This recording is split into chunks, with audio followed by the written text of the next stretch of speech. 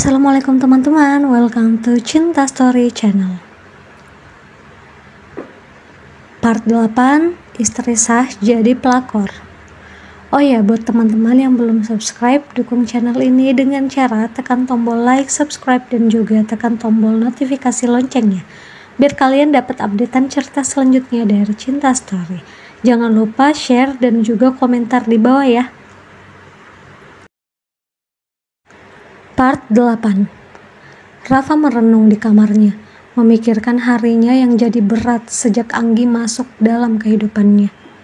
Apalagi dengan kehadiran Sarah yang membuatnya benar-benar jatuh cinta.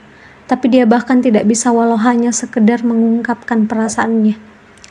Karena mereka sama-sama terikat dalam pernikahan. Kenapa semua terjadi secara kebetulan? Kenapa aku terjebak dalam situasi ini? Pikirnya. Terbesit pula dalam ingatannya kejadian dulu yang membuatnya terpaksa menikah dengan Anggi. Rafa, tolong jaga puteriku. Dia puteriku satu-satunya yang sangat aku sayangi dan aku manjakan. Jaga dia setelah kepergianku. Ucap seorang pria parubaya waktu itu yang tak lain adalah ayah Anggi. Kalimat itu yang terlontar dari mulutnya dengan susah payah saat menjelang ajalnya. Dan Rafa berjanji untuk menjaga Anggi. Sebenarnya yang paling membuat Rafa tak berkutik karena dia berutang budi pada ayah Anggi. Jika bukan karena ayah Anggi yang mendonorkan jantungnya untuk ayah Rafa, Rafa mungkin akan merasakan kehilangan seorang pemimpin dan panutan seperti yang Anggi rasakan. Ayahnya Rafa sehat sampai detik ini karena jantung ayah Anggi yang berdetak di tubuhnya. Bukan hanya berutang hidup, ayah Anggi juga telah membantu mereka saat mereka jatuh terpuruk dan miskin. Ada banyak hal yang membuat mereka merasa sangat berutang budi, terutama soal donor jantung itu. Mungkin juga itu sebabnya kedua orang tua Rafa sangat menyayangi Anggi. Sampai-sampai mereka yang meminta Rafa untuk menikahi Anggi, untuk menepati janji, sekaligus Anggi benar-benar akan jadi anak perempuan mereka. Belum lagi ayah mereka sahabat karib dan memang sudah berniat menjodohkan Rafa dan Anggi sejak dulu. Aku bisa menjaga dia, aku bisa menepati janjiku untuk menjaga Anggi tanpa harus menikahinya. Ini bukan mainan, aku berhak menentukan jalan hidupku sendiri. Tolak Rafa bersikeras waktu itu.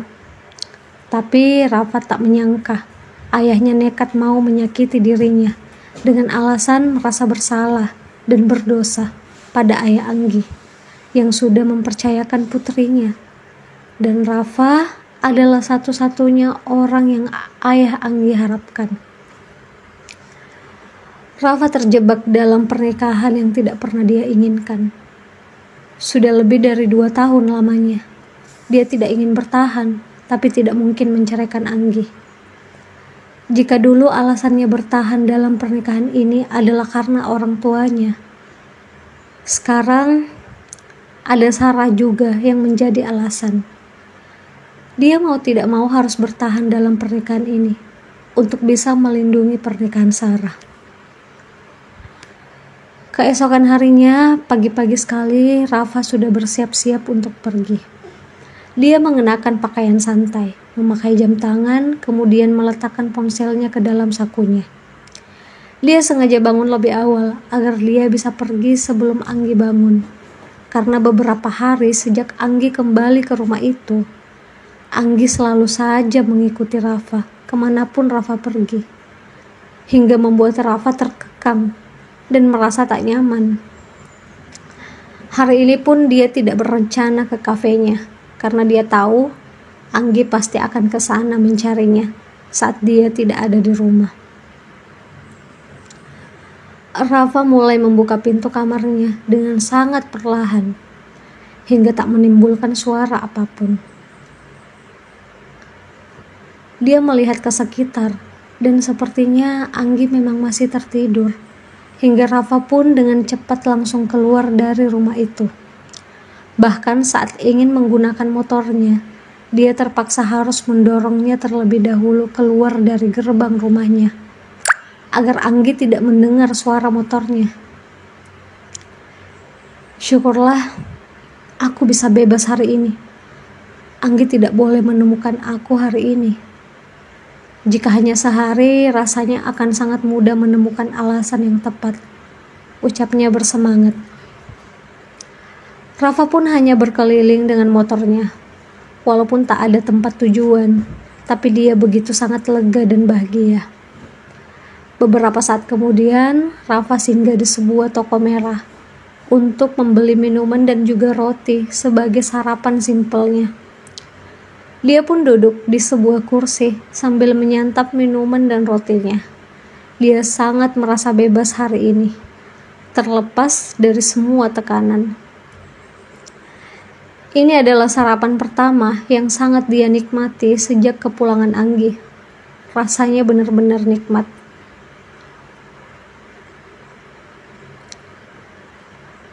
"Kamu Rafa kan?" ucap seorang wanita menghampirinya. Rafa menoleh ke arah orang yang menyapanya sambil mengingat kembali wanita itu. "Kamu temannya Sarah kan?" tanya Rafa. "Iya, aku Nara." "Oh ya, aku mau tanya, ada apa sih antara kalian? Kamu beneran sudah punya istri? Aku dengar Anggi labrak Sarah. Kenapa mesti dia yang marah kalau kamu dekat sama Sarah?" ucap Nara. "Anggi istri aku, ceritanya panjang," jawab Rafa. "Apa? Anggi pelakor itu istri kamu? Ups, maaf." "Nggak apa-apa.